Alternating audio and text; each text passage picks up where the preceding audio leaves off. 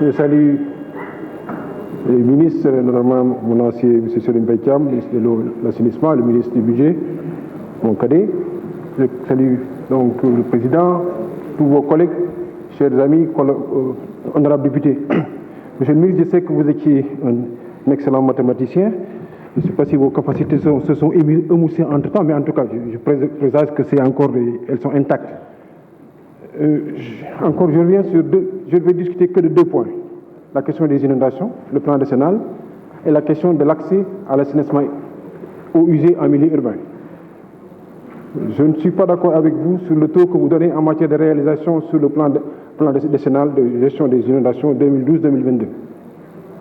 Parce que moi je me dis, si on va dans un restaurant pour son cocktail maison, un bon cocktail maison, mais c'est fait de 3 oranges, 2 pamplemousse et 5 bananes pour avoir un cocktail.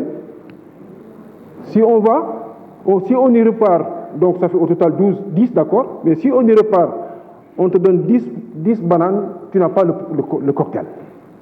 Je ne sais pas si je me fais comprendre. Vous avez 3 composantes: urbanisme, relogement, restructuration, requalification et les infrastructures, gestion des eaux pluviales. Vous dites que vous avez atteint 93% parce que sur la composante gestion des eaux pluviales, vous avez presque plus de 200%. Pour moi, ça ne respecte pas le paradigme. Vous l'avez bien compris parce que quand dans tout votre rapport, vous insistez sur le fait que la question de la libération, de la préservation, de la restauration des voies d'eau et des zones basses doit être la priorité. Vous dites même que c'est la ligne de force pour le plan décennal 2023-2033. Donc, il est bon de savoir pourquoi on ne l'a pas réussi antérieurement. Ce n'est pas pour faire une obsession sur le taux, parce que si je calcule le taux, vous êtes à moins de 50%. Ce n'est pas pour faire obsession pour le taux, mais c'est pour nous accorder.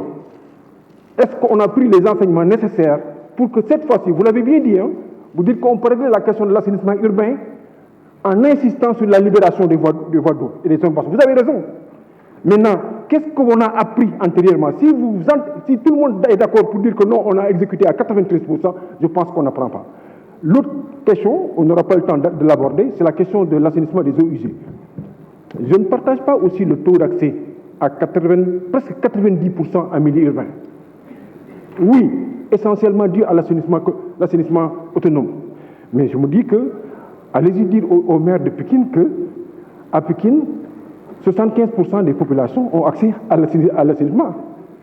Ils vont pas, mais l'assainissement autonome, d'accord. Mais les populations qui sont dans l'assainissement autonome, c'est de l'assainissement presque souvent de fortune chez nous. C'est ça qu'ils ont. Ils éprouvent beaucoup de difficultés sur la question des vidanges.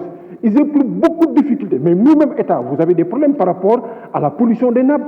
On a même dit qu'une bonne partie du relèvement de la nappe était due au fait des déficiences dans l'assainissement individuel. Donc, considérer de façon absolue que les 70% de l'assainissement autonome nous permettent d'atteindre 90% au niveau de l'assainissement. Mais je pense qu'il faut beaucoup distinguer. Je ne serai pas d'accord sur cette question-là. Je pense qu'il faut beaucoup différencier un assainissement autonome de fortune, avec des fosses qui ne sont pas étanches, dans une zone où la nappe affleure, où les populations sont confrontées à d'énormes difficultés pour l'évidence. Je ne le considère pas comme une alternative crédible. C'est pourquoi j'ai des problèmes par rapport au taux. Je vous remercie, chef.